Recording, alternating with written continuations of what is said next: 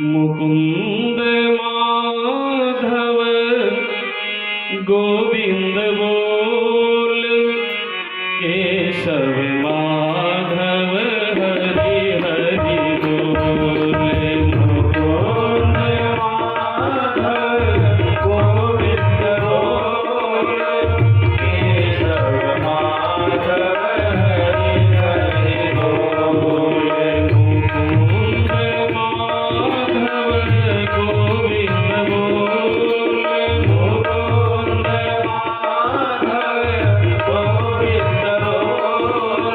मुकुंद माधव गोविंद बोल, मुकुंद माधव गोविंद बोल। केशव माधव हरि हरि बोल, केशव माधव हरि हरि बोल। राम राम बोल, श्याम श्याम बोल, राम राम बोल, श्याम श्याम बोल, श्याम श्याम बोल, शिव शिव बोल, श्याम श्याम बोल, शिव शिव बोल। मुकुंद माधव गोविंद बोल, मुकुंद माधव गोविंद बोल, मुकुंद माधव गोविंद बोल, मुकुंद माधव गोविंद बोल। केशव माधव हरि हरि बोल, केशव माधव हरि हरि बोल। राम राम बोल, श्याम श्याम बोल, राम राम बोल, श्याम श्याम बोल, श्याम श्याम बोल, शिव शिव बोल, श्याम श्याम बोल, शिव शिव बोल।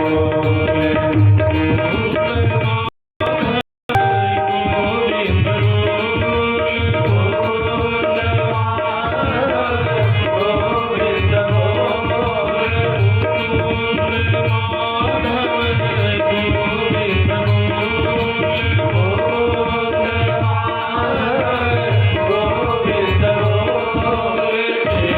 केशव माधव हरि हरि बोल, केशव माधव हरि हरि बोल, केशव माधव हरि हरि बोल, केशव माधव हरि हरि बोल,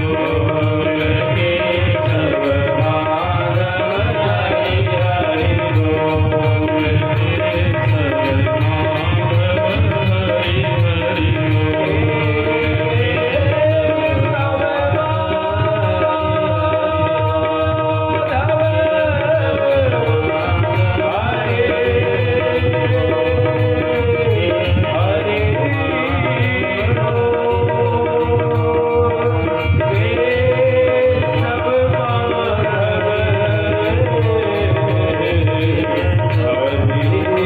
माधव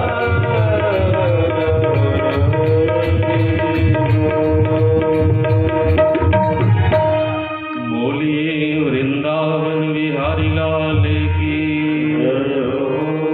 आए लोगों ने खूब भाव से भगवान नाम संकीर्तन किए। बंधुओं, भगवान की बड़ी महती कृपा है कि यह मानव शरीर मिला और मानव शरीर मिलने के बाद जीवन में यह अवसर प्राप्त हो रहा है कि हम आप भगवान की पावन कथा कह सुन रहे हैं। गोस्वामी जी ने लिखा है, बड़े भाग मानुष तन पावा, कि मानव शरीर बड़े भाग्य से मिला। सुर दुर्लभ सद ग्रंथ हिंगावा, यह देवता भी हैं प्राप्त करने के लिए। क्यों? क्योंकि इस मानव शरीर के ही द्वारा हम जितना चाहे सदकर्म कर सकते हैं, धर्म कर सकते हैं, किसी की सेवा और उपकार कर सकते हैं, पुण्य अर्जित कर सकते हैं। देवताओं के लिए सारे कार्य दुर्लभ रहते हैं क्योंकि उनका भोग शरीर है, वो कुछ कर नहीं सकते। तो बड़े भाग्य से यह मानव शरीर मिला, और यह मानव शरीर भी हमें आपको भारत की भूमि में मिली। थोड़ा विचार करें, भारत को छोड़ करके कहीं अन्य किसी राष्ट्र में जन्म हुआ होता और कहीं साउथ अफ्रीका के वो तंजानिया के जंगलों में जन्म मिला होता, तब क्या होता? बड़ी दुर्दशा होती। अच्छा, वह भी भारत की भूमि पर जन्म मिला और भारत भूमि पर सनातन परंपरा में जन्म मिला हुआ है, जिसमें हम जितना चाहें पुण्य अर्जित कर सकते हैं। हमारे सनातन परंपरा में कहीं पाप, अपराध, इन सबको स्थान ही नहीं दिया गया है। पाप, अपराध, हिंसा ये विशेष रूप से वर्जित किया गया है। अच्छा, ये सब वर्जित है तो पुण्य करने का अवसर भी मिला है। अच्छा चलो, सनातन परंपरा में जन्म मिला तो ऐसे में सर्वांग सुरक्षित है।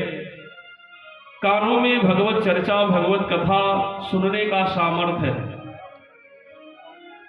अरे भैया, थोड़ा विचार करें, अगर किसी को सुनाई ना पड़ता हो तो यहां 9 दिनों तक कथा होगी, क्या वो बेचारे सुन पाएंगे?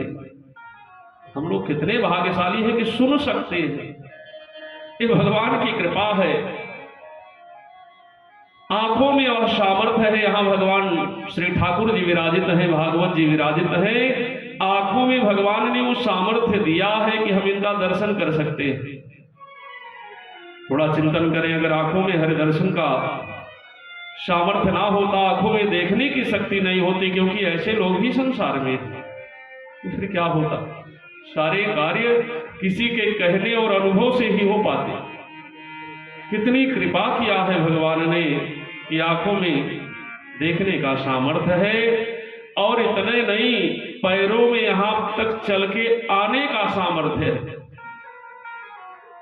कोई कितना भी कथा प्रेमी हो, सत्संगी हो, लेकिन अगर पैरों में सामर्थ्य ना हो तो बेचारा कैसे यहां तक आ पाएंगे? तो ये भगवान की कृपा है। और व्यक्ति के जब कई जन्मों का पुण्य जगता है ना, तब ऐसा अवसर प्राप्त हो पाता है। भाग्योदयेन बहुजन्म समर्जितेन सत्संगमं च लभते पुरुषो यदा वै अज्ञान हेतु कृत मोह मदान्धकार नाशं विधाय हि तदोदयते विवेकः। जब व्यक्ति के कई जन्मों का भाग्य जगता है, भाग्य उदयन, उदय होता है भाग्य कब का? बहुजन्म समर्जितेन, तब जाकर के ऐसा अवसर, यह सत्संग प्राप्त होता है। तो यह श्री पांडे जी, आपके परिवार, आपके अतिथिगण और इस गांव के समस्त सनातनियों का भाग्य उदय हुआ है कि यह अवसर मिला है। आज से निरंतर 8 दिनों तक हम लोग ऐसे ही भगवत चर्चा इसी समय श्रवण करेंगे। जिस श्रीमद् भागवत कथा को हम आप यहां श्रवण करने के लिए बैठे हैं, ये भागवत जी कोई साधारण पुस्तक नहीं है, पुराण नहीं है, केवल महापुराण नहीं है। ये भागवत जी स्वयं भगवान श्री कृष्ण की वांगमयी मूर्ति है।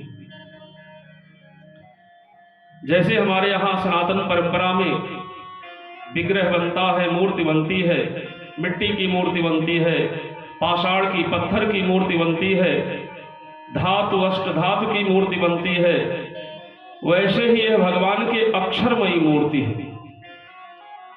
भगवान श्री कृष्ण जब अपनी पावन लीला का संवरण करके स्वधाम को गमन करने लगे, तो भगवान के परम सखा है उद्धव ने निवेदन किया कि हे भगवान, अब आप तो अपने धाम को जा रहे हैं, हम पृथ्वीवासी किसका आश्रय लेकर के जीवन जिएंगे? तो भगवान ने कहा, उद्धव हम कहीं जा नहीं रहे हैं, सुनो, अन्य अवतारों में लीला को पूर्ण करके हम महारणव चले जाते थे। महारणव माने क्षीर सागर। लेकिन आगे कराल कलिकाल आने वाला है। इस कारण से अब की बार कृष्णावतार की लीला को पूर्ण करके हम महारणव नहीं जाएंगे, बल्कि अपने भागवतारणों में समाहित हो जाएंगे। और जो कोई मेरे भागवत रूपी विग्रह का आश्रय लेगा, उसका और उसके पितरों का हम निरंतर उद्धार करते रहेंगे। तब से हम सनातनियों के यहाँ एक परंपरा हो गई है कि हर सनातनी के घर में हर पीढ़ी में लोग चाहते हैं भागवत जी की कथा हो जाए, क्योंकि यह भागवत जी की कथा भक्तों की गाथा है, भक्त और भगवान की कथा है, भक्ति ज्ञान वैराग्य की चर्चा है। और जिसके हृदय में भक्ति माता रहती है, भक्ति का लाभ उसे तो मिलता ही मिलता है, उसके साथ साथ उसके 7 पीढ़ी के लोगों को भक्ति का लाभ मिल जाता है। आगे कथा सुनेंगे। नृसिंह भगवान जब हिरण्यकश्यप का वध कर दिए, प्रहलाद पर बड़े प्रसन्न हुए। प्रहलाद से कहे कि हम भक्त प्रहलाद वरदान मांग लो। तो प्रहलाद जी ने मन में सोचा कि अपने भगवान से हम मांगूं कैसे? अगर हम भगवान से मांग रहे हैं तो भक्त भगवान का संबंध नहीं, फिर तो मालिक मजदूर का संबंध हो जाएगा। और ना मांगूं तो मेरे भगवान की मानी हानि होगी। भाई आपसे बड़ा कोई कहे भैया ये वस्तु ले लो, आप कहे ना ना बिल्कुल नहीं लेंगे, तो ऐसे में बड़े का अपमान हो जाता है। प्रहलाद ने कहा भगवान हमें 2 वरदान दे दीजिए। पहला वरदान कि आप हमें पुत्र बना दीजिए। पुत्र, भगवान ने कहा प्रहलाद मैं तुम्हें अपना पुत्र ही मानता हूं। प्रहलाद ने कहा प्रभु ये तो आपकी कृपा है, लेकिन आज आप मुझे मेरे पिता का पुत्र बना दीजिए। भगवान ने कहा क्या तुम्हारे पिता को जीवित कर दूं? प्रहलाद ने कहा नहीं भगवान, आज जीवित करेंगे तो कभी फिर वो मरेंगे। हे प्रभु,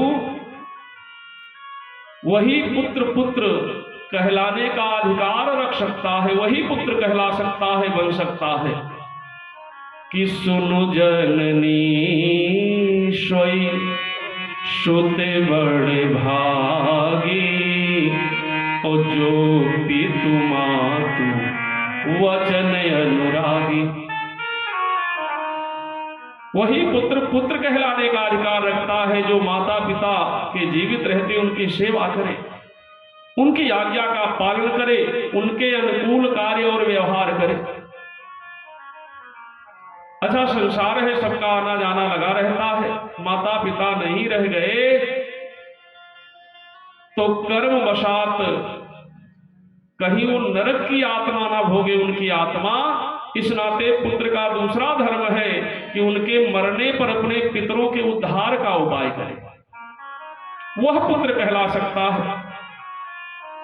पुत्र का मतलब ही होता है जो पुण्य नाम के नरक से पितरों को तार ले, वही पुत्र है। प्रहलाद ने कहा भगवान जीवन भर हम अपने पिता के अनुकूल कार्य व्यवहार नहीं कर पाए, क्योंकि वह कह रहे थे कि भगवान का नाम ना लो, और हमने वही किया। तो जब तक पिताजी जीवित थे हम उनके पुत्र नहीं बन पाए, क्योंकि आज्ञा का पालन किए नहीं। और वह नहीं रह गए हैं, वो जीवन भर अत्याचार किए हैं, कर्म वशात अगर कहीं वह नरक की यातना भोगेंगे तो उनके मरने के बाद भी हम पुत्र नहीं बन पाएंगे। तो हे प्रभु, हमारा यही मांग है, मुझे यही वरदान दे दीजिए कि मेरे पिता नरक की यातना न भोगे, तब तो हम पुत्र बन पाएंगे। अब तो जीवित है नहीं, हम मर गए हैं, तो मेरे नाते नरक की यातना ना भोगे। भगवान ने कहा प्रहलाद मेरा एक नियम है, संविधान है कि कर्म प्रधान विश्व रचि राखा, और जो जस करहि सो तस फल चाखा। लेकिन जाओ प्रहलाद, आज से हम अपने इस नियम में परिवर्तन कर रहे हैं। जिस कुल में मेरे भक्त का जन्म हो जाएगा उस कुल के 7 पीढ़ी के लोग अगर बुरे भी होंगे तो हम उनका उद्धार कर देंगे। और तब से भगवान का नियम हो गया, जिस कुल में भगवत भक्त का जन्म हो जाता है उस कुल के 7 पीढ़ी के लोगों का भगवान उद्धार कर देते हैं। अरे बंधुओं, ये भगवान की कथा सुनना ही तो भक्ति है। ये हम नहीं कह रहे, भक्त प्रहलाद ने कहा कि श्रवणम कीर्तनम विष्णोः स्मरणम पाद सेवनम अर्चनम वंदनम दास्यम सख्यम आत्मनिवेदनम। ऐ दुनिया वालों, भगवत कथा श्रवण ही भक्ति है, ये प्रहलाद कह रहे हैं। तो हमारे कहने का मतलब, अगर कथा श्रवण भक्ति है, यह कथा सुनने का अवसर 8 दिनों के लिए निरंतर मिलेगा, ये भक्ति करने का अवसर हम लोगों को मिल रहा है, तो इस भक्ति से हमें तो लाभ मिलेगा ही मिलेगा, हमारे पितरों का भी उद्धार हो जाएगा। बात समझ में आ गई? प्रहलाद ने कहा दूसरा वरदान कि मेरे मन में आपसे कभी कुछ मांगने की इच्छा ना हो। भगवान ने कहा एक मस्त। तो कहने का भाव कि भक्ति करने का अवसर मिला है, भक्ति में लगन लगाने का अवसर मिला है, भक्ति ज्ञान वैराग्य की चर्चा करने का अवसर मिला है। और भक्ति ज्ञान वैराग्य का सबसे सुंदर ग्रंथ है श्रीमद् भागवत महापुराण। द्वैपायन कृष्ण भगवान वेदव्यास जी 18 पुराणों की रचना किए, महाभारत दिव्य ग्रंथ की रचना किए, जिनमें सारे श्लोकों की संख्या मिला के 5 लाख श्लोक लिखे। उन 5 लाख श्लोकों में 18,000 श्लोकों का है श्रीमद् भागवत महापुराण। वैसे तो यह श्रीमद् भागवत स्वयं नारायण के मुख से चतुश्लोकी के रूप में निकला था, लेकिन नारद जी की प्रेरणा से वेदव्यास जी इन्हीं 4 श्लोकों को आधार बनाए और बाकी 17 पुराणों का जो सार भाग था, तत्व था, उसे चुन के ग्रहण करके और पूरा 18,000 श्लोक का श्रीमद् भागवत महापुराण लिखे। श्रीमद् भागवत महापुराण में 12 स्कंध हैं और सब 335 अध्याय हैं, यानी 335 अध्यायों को 12 स्कंधों में आबद्ध किया गया है, जिनके श्लोकों की संख्या 18,000। श्रीमद् भागवत महापुराण की कथा से पहले वेदव्यास जी ने भागवत जी का महात्म्य लिखा है।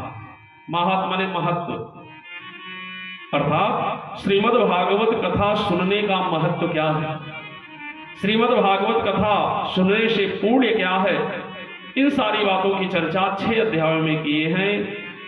और भागवत जी से पहले जो 6 अध्याय हैं, यह भागवत से नहीं है बल्कि पद्म पुराण से लिए गए। क्यों? क्योंकि किसी का महत्व कोई दूसरा ही बता सकता है। तो भागवत जी का महत्व पद्म पुराण में लिखे व्यास जी। आज हम उन्हीं 6 अध्यायों की महात्म की कथा बैठ करके यहां सुनेंगे। भागवत जी के महात्म का प्रथम श्लोक। आए हम सभी लोग अपने स्थान पर बैठे बैठे उस श्लोक का ध्यान करेंगे। हम पढ़ेंगे लेकिन आप ही मन दोहरा लेंगे कि सच्चिदानंद रूपाय विश्वोत्पत्त्यादि हेतवे तापत्रय विनाशाय श्री कृष्णाय वयं नमः। श्री कृष्णाय वयं नमः। वयं माने हम श्री कृष्ण को प्रणाम करते हैं। तो जब वेदव्यास जी ने ऐसा कहा कि हम सब श्री कृष्ण को प्रणाम करते हैं, आज से 5,000 वर्ष पहले जब उन्होंने यह बात कही तो किसी भक्त ने कह दिया, बाबा जिन श्री कृष्ण को प्रणाम कर रहे हैं तो श्री कृष्ण हैं कैसे, उनका रूप क्या है? अच्छा थोड़ा चिंतन करिए, ये जितना फोटो फ्लैक्स तस्वीर आज बन जा रही है, आज के 20 वर्ष पहले इतनी सुलभता से नहीं हो पाती, तो 5,000 वर्ष पहले तो कहीं रहे ही नहीं होंगे। तो जब किसी भक्त ने कहा जिन श्री कृष्ण को हम प्रणाम कर रहे हैं बाबा श्री कृष्णाय वयं नमः, वो श्री कृष्ण है कैसे? तो वेदव्यास जी ने उनका रूप बताया कि श्री कृष्ण है कैसे। सच्चिदानंद रूपाय, भैया वो सच्चिदानंद स्वरूप है। सच्चिदानंद शब्द का जब शब्द विच्छेद करेंगे तो सत धन चित धन आनंद बराबर सच्चिदानंद। सत का मतलब होता है जो अटल सत्य है, जिस सत्य में कहीं असत्य का किंचित मात्र भास ना हो। जैसे हम लोग कहें कि संसार में हम लोग भी हैं, तो बहुत सत्य नहीं है। क्यों? क्योंकि आज के 10, 20, 50, 100 वर्ष बाद हम लोग नहीं रहेंगे, तो फिर सत्य क्या समाप्त हो जाएगा? नहीं, सत्य वह है जो आज भी है, कल रहेगा और पूर्व काल में रहा है, और वह केवल परमात्मा है। सृष्टि में कुछ नहीं रहता है तो भी वह रहते हैं, सब कुछ हो जाता है तो कण कण में वह रहते हैं, और फिर कुछ नहीं बचता है तो भी वही रहते हैं। ऐसे सत स्वरूप है। दूसरा शब्द है चित। चित का अर्थ होता है ज्ञान। वो ज्ञान स्वरूप है। संसार में भी बहुत से ज्ञानी हैं, लेकिन जो संसार के ज्ञानी है वह अलग अलग सब्जेक्ट के विषय के ज्ञानी हो सकते हैं। कोई मैथमेटिक्स बढ़िया जान रहा है तो आवश्यक नहीं कि वो संस्कृत भी जानता हो। कोई डॉक्टर है तो इंजीनियर का कार्य नहीं कर पाएगा, मास्टर है तो डॉक्टर का कार्य नहीं कर पाएगा। सबका अलग अलग कार्य है। अर्थात संसार के जो ज्ञानी है वह अल्पज्ञ है, एक सीमा से इतने जानते हैं। चिद का अर्थ होता है सर्वज्ञ, जो सब कुछ जानने वाले, और वह है केवल परमात्मा। तीसरा शब्द है आनंद। महाराज दशरथ के यहां जब प्रभु श्री राम का प्राकट्य हुआ, गुरुदेव वशिष्ठ नामकरण करने आए, तो उन्होंने कहा, हे राजन, जो आनंद सिंधु सुख राशि सी करते लोक सुभाषी। जो आनंद सिंधु सुख राशि सी करते लोक सुभाषी। जो आनंद सिंधु सुख राशि सी करते त्रय लोक सुभाषी। जो आनंद सिंधु सुख राशि सी करते त्रय लोक सुभाषी। सो सुख धाम राम यश नामा, सो सुख धाम राम यश नामा। अखिल लोक यज्ञ सामा, सो सुख धाम राम यश नामा। अखिल लोक यज्ञ सामा। जो आनंद के सागर है, जो आनंद ही है, उनका नाम हुआ है राम। अच्छा, आज वही श्री राम कृष्ण बन के आए, तो इसी नाते व्यास जी ने कहा आनंद सच्चिदानंद। अच्छा, एक बात और बताए, हिंदी के भी विद्यार्थी बैठे होंगे, हिंदी में बहुत से शब्दों का विलोम शब्द होता है। सुख का दुख है, दिन का रात है, धूप का छांव है, लेकिन आनंद एक शब्द है जिसका कोई विलोम शब्द होता ही नहीं है। जिसे आनंद मिल गया, समझ लीजिए वह परमानंद परमात्मा को प्राप्त कर लिया, फिर उसका कोई विलोम नहीं है। तो ऐसे सच्चिदानंद है श्री कृष्ण। अच्छा, ऐसे ही श्री रामचरितमानस में एक बार भगवान शिव ने मेरे राम जी को सच्चिदानंद कहा था। कब कहे थे? जब श्री राम लक्ष्मण सीता जी को खोजते हुए वन प्रदेश में जा रहे थे, और उधर कुंभज ऋषि के यहां से शिव और सती कथा सुन के आ रहे थे। दूर से ही भगवान शिव ने जब श्री राम जी को देखा तो दूर से प्रणाम किए कि जय सच्चिदानंद जग पावन, और अश कही चले मनोज नशावन। जय हो सच्चिदानंद भगवान की। ऐसा कहकर जब श्री राम जी ने, भोले बाबा ने राम जी को प्रणाम किया, तो उस समय देवी सती ने भोले बाबा से पूछा, हे स्वामी आप किसे प्रणाम कर रहे हैं, किसे सच्चिदानंद कह रहे हैं, किसे भगवान कह रहे हैं? भोले बाबा ने कहा, देवी देख रही हो, वो अयोध्या के राजा महाराज दशरथ के पुत्र हैं श्री राम। देवी ये अखिल ब्रह्मांड नायक है, भगवान है। ऐसा है ना, इनकी पत्नी का हरण हो गया, उन्हीं को खोज रहे हैं। सती ने प्रश्न किया है, हे स्वामी जो निपतनय तो ब्रह्म किम, अगर ये राजा के पुत्र हैं तो भगवान कैसे? जो निपतनय तो ब्रह्म किम, नारी विरह मति भोरी, ओ देख चरित महिमा सुनत, भ्रमित बुद्धि अति मोरी। हे स्वामी अगर ये राजा के पुत्र हैं तो भगवान कैसे हो सकते हैं? और अगर यह भगवान है तो नारी विरह मति घोर, इनकी पत्नी का हरण हो जाए और उनको ये खोजे, ये कैसे भगवान है? इनको तो पता चल जाना चाहिए। और मैं तो कह रही हूं, इनका चरित्र देख करके, इनकी महिमा आपके द्वारा सुन के मेरी बुद्धि भ्रमित तो हो रही। मैं कह रही हूं कि ये सच्चिदानंद नहीं है, भगवान नहीं है। भोले बाबा ने कहा, नहीं देवी ये सच्चिदानंद ही है। सती ने कहा, हे स्वामी अगर सच्चिदानंद है तो न इनमें सत दिखाई पड़ रहा है, न चित दिखाई पड़ रहा है, न आनंद दिखाई पड़ रहा है। अगर यह सत स्वरूप होते तो अभी कुछ ही देर पहले एक असत मृग के पीछे पीछे दौड़ रहे थे। तो भला सत क्या असत के पीछे दौड़ता है?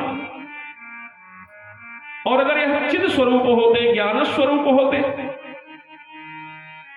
इन्हें तो ज्ञान हो जाना चाहिए था कि मेरी पत्नी कहां है। और अगर यह आनंद स्वरूप होते तो क्या ये रोते? रोने वाला भला आनंद में होता है क्या? और मैं कह रहा हूं कि ये सच्चिदानंद नहीं है। भोले बाबा ने कहा, नहीं देवी, इस समय संसार के रंग मंच पर अभिनय करने आए हैं, लीला करने आए हैं, और यह लीला ही ऐसी कर रहे हैं कि सामान्य मनुष्य की बुद्धि भ्रमित हो जाए। हे देवी, संसार के रंग मंच पर ये अभिनय कर रहे हैं। आपने देखा होगा फिल्मों के रंग मंच पर, फिल्मों में फिल्म का नायक जब कभी भिखारी का अभिनय करता है, हमको लग रहा तो फिल्म कम चल रहा होगा, लेकिन जो प्रौढ़ लोग बैठे हैं बहुत देखे होंगे डुमरियागंज की टॉकीज में। फिल्मों का नायक जब कभी भिखारी का अभिनय करता है, अभिनय माने लीला होता है, जब वह भिखारी का अभिनय करता है तो ऐसा अभिनय करता है कि लगता है बेचारा कई कई दिनों से भूखा प्यासा है, अन्न के एक दाने दाने के लिए तरस रहा है, दर दर की ठोकर खा रहा है, बहुत ही दुखियारा है। देखने वालों के आंखों में आंसू आ जाते हैं। ऐ भैया, अगर उसके वास्तविक जीवन में देखा जाए तो क्या ऐसा वो रहता है? नहीं। अरे उसके बैंक में तो करोड़ों के बैलेंस रहते हैं, लेकिन जब अभिनय करता है तो ऐसा अभिनय करता है कि लोग भ्रमित हो जाते हैं, दुखी होने लगते हैं। भोले बाबा ने कहा, देवी ये श्री राम उसी तरह से संसार के रंगमंच पर, अरे भाई फिल्मों में फिल्मों के नायक का, हीरो का रंगमंच छोटा होता है, लेकिन उनका ये पूरा ब्रह्मांड है, और इस ब्रह्मांड के रंगमंच पर वह अभिनय कर रहे हैं। वो भगवान है। हला सती नहीं मानी। कथा सुने होंगे लोग, परीक्षा लेने चली गई थी। परीक्षा लेने गई तो वहां मेरे राम जी ऐसी माया किए, सती गई परीक्षा लेने। सती कीन्ह सीता करवेशा। अच्छा, दिमाग तो कोई इन लोगों से सीखे लगाना। सती ने सोचा ऐसा है, इस समय इनकी पत्नी सीता का हरण हुआ है तो क्यों ना मैं सीता बन जाऊं। अगर साधारण मानव होंगे तो भी हमें सीता समझ लेंगे, और भगवान होंगे तो जान जाएंगे। उधर ही चली जहां मेरे राम लक्ष्मण विलाप कर रहे हैं, सीता जी को खोज रहे हैं। निकट पहुंची तो मेरे श्री राम लक्ष्मण ऐसे रास्ते से वन मार्ग से जा रहे हैं, सती और आगे जाकर के इसे धीरे धीरे चलने लगी। लक्ष्मण जीवाचारी है, जैसे हम लोग जीव हैं, मेरे राम ब्रह्म है, भगवान है। जीवाचारी लक्ष्मण भ्रमित हो गए, कहने लगे रे भैया देखो मैया सीता जा रही है। राम जी ने कहा नहीं लक्ष्मण, ये मेरी सीता नहीं हो सकती। लक्ष्मण जी ने कहा नहीं प्रभु, बिल्कुल ये मैया सीता है। श्री राम जी ने कहा लक्ष्मण, मेरी सीता जीवन में कभी मुझसे आगे चलने का दुस्साहस कर ही नहीं सकती।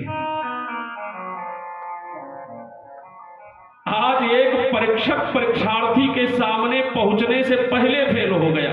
राम जी ने कहा मेरी सीता जीवन में मुझसे आगे चलने का साहस नहीं कर सकती। ऐ भैया, हमारे यहां पत्नी पति की अनुगामिनी मानी जाती है, और वैसे भी परंपरा है ना, पति पत्नी रास्ते में जा रहे हैं तो पति आगे आगे चलते हैं, पत्नी पीछे चलती है, यही अनुगामिनी होती है। हालांकि शहरों में यह परिस्थिति बिगड़ रही है।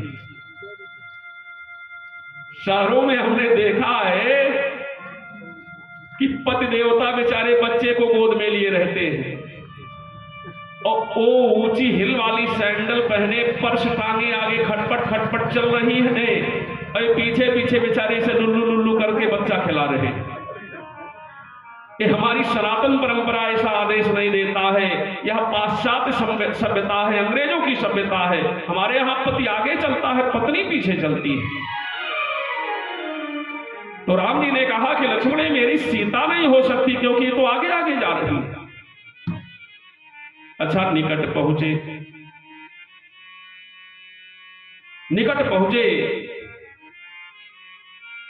तो जोरी पानी प्रभु कीन्ह प्रणामो, ओ पिता समेत लीन निज नाम।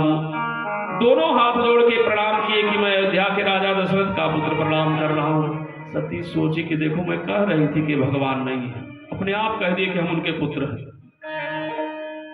मन ही मन मगन हो रही थी, इतने में राम जी आगे बोल पड़े कि कहु बहोरी कहाँ वृष के तो, अरे विपिन अकेल फिर ही कही हेतु।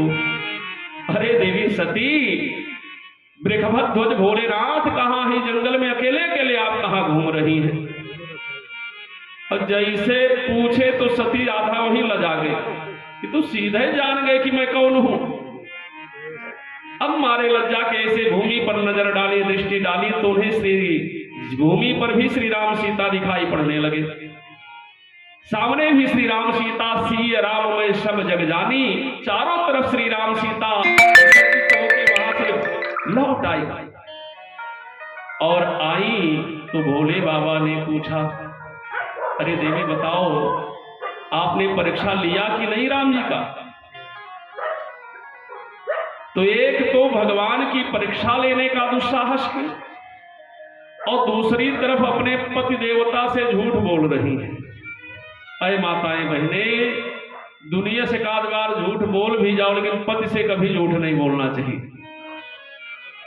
झूठ क्या बोली कि कछु न परीक्षा लीन गोसाई, और कीन्ह प्रणाम तुम्हारे ही नाई। हमने कोई परीक्षा नहीं लिया, जैसे आप दूरे से प्रणाम करके चले आए थे ना, वैसे मैं भी चली आई। और कभी इसका दूसरा भाव यह भी बताते हैं कि कीन्ह प्रणाम तुम्हारे ही नाई, जैसे आप उनको प्रणाम किए थे वैसे वह हमको प्रणाम किए, लेकिन कछु न परीक्षा लीन। भोले बाबा ने समझाया था, लेकिन सती नहीं मानी। आप इतने लोग सब बैठे हैं, पढ़े लिखे लोग बैठे हैं, बताइए वह राम भगवान है कि नहीं है? लेकिन सती परीक्षा लेने गई, लज्जित तो होना पड़ा। इतने नहीं, जो भगवान के विषय में संशय उत्पन्न करता है उसकी कितनी दुर्गति होती है। इनकी बुद्धि बिगड़ गई, भ्रमित हो गई, इनके पिता के यहाँ यज्ञ ठना, हट करके चली गई और जाके पिता के यज्ञ में त्यागना पड़ा। तो कहने का मतलब त्रेता में वही नारायण राम बन करके आए लीला करने संसार में। अच्छा, आप कहेंगे लीला करने आए काहे? संसार को यह दिखाने के लिए आए हैं भगवान कि यह मानव जीवन जीना कैसे है। क्योंकि हमारे यहां श्रव्य काव्य से अधिक महत्ता दृश्य काव्य की होती है। बात समझे?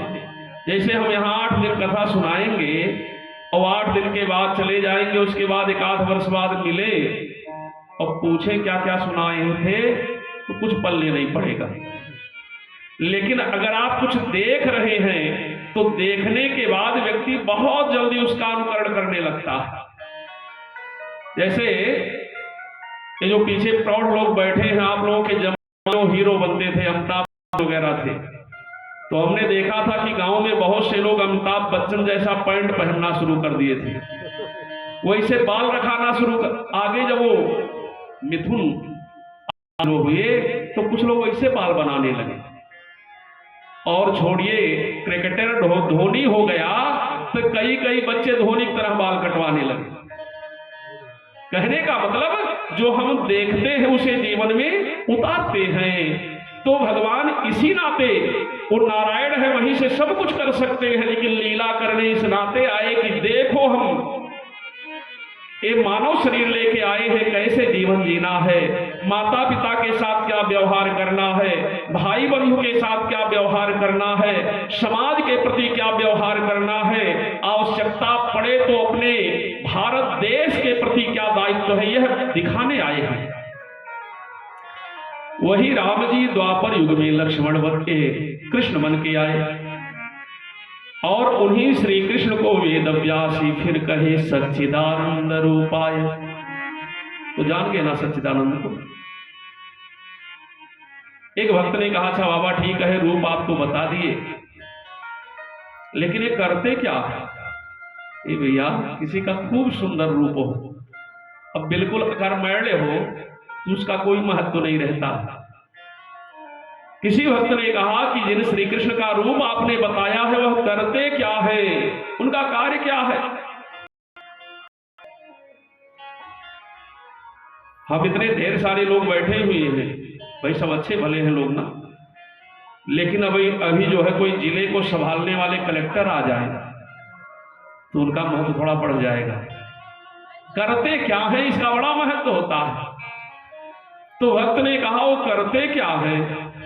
व्यास जी ने कहा विश्वोत्पत्त्यादि हेतवे, वह इस दुनिया को बनाते हैं, पालन करते हैं और समय समय पर संहरण करते रहते हैं, यही उनका कार्य है। ए भैया, एक फैक्ट्री में कोई वस्तु बनाने वाले का भी महत्व होता है। अभी किसी की टाइल्स की फैक्ट्री हो जाए, साउंड की फैक्ट्री हो जाए, फैक्ट्री मालिक आ जाए, उनका भी महत्व होता है ना। अरे छोटी सी फैक्ट्री के मालिक है, वो दुनिया की फैक्ट्री के मालिक है, पूरा संसार बना रहे हैं और केवल बना नहीं रहे हैं, संसार का पालन भी कर रहे हैं और समय समय पर संहरण भी करते रहते हैं। क्यों? क्योंकि जब सब रह जाएंगे तो दुनिया में जगह नहीं रह जाएगी। भक्त ने कहा अच्छा चलो ठीक है, लेकिन उनको प्रणाम हम लोग कर रहे हैं, उनको प्रणाम करने से हमें लाभ क्या मिलेगा? अच्छा, हम मनुष्यों का एक स्वभाव है, जब तक लाभ ना दिखे तब तक वहां हम जाना नहीं चाहते। हमारे गांव में सरकारी कोटे की दुकान होती है। अभी यही गांव वालों को पता चल जाए कि रात में 8 बजे से फला जगह पर कोटक चावल मिलेगा तो बुलाना पड़ता है। क्यों? क्योंकि लाभ दिखाई पड़ रहा है, इस नाते बुलाना नहीं पड़ता है, लोग अपने आप आ जाते हैं। तो किसी भक्त ने कहा, बाबा जी श्री कृष्ण को प्रणाम कर रहे हैं, उनको प्रणाम करने से, उनके चरण शरण में जाने से लाभ क्या मिलेगा? व्यास जी ने कहा, तापत्रय विनाशाय। ए भैया, आपके जीवन के तीनों ताप नष्ट हो जाएंगे। तीन ताप कौन है? दैहिक, दैविक, भौतिक तापा। आपका शारीरिक दुख नष्ट हो जाएगा, दैवीय आपदाओं से आप बच जाएंगे, और भौतिक संसाधनों से आपको कोई दुख नहीं होने पाएगा। अच्छा, संसार में दुख के साधन यही तीन हैं, दैहिक, दैविक, भौतिक।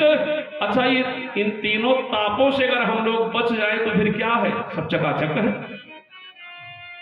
आजकल जितना लोगों के यहां खाने में खर्च हो रहा है, उससे अधिक दवा में खर्च हो रहा है। अच्छा, वो दवाई वाला रुपया बच जाए तब फिर चकाचक है।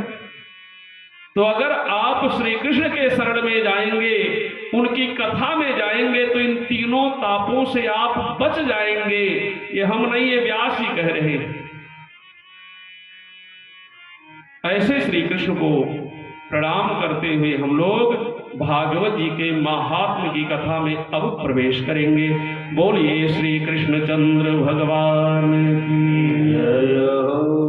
भले ही बैठे हैं जोखौली गांव में, जोखौली में श्रीवास्तव जी लोग जाते हैं, हम सुने। अच्छा, यही सही है।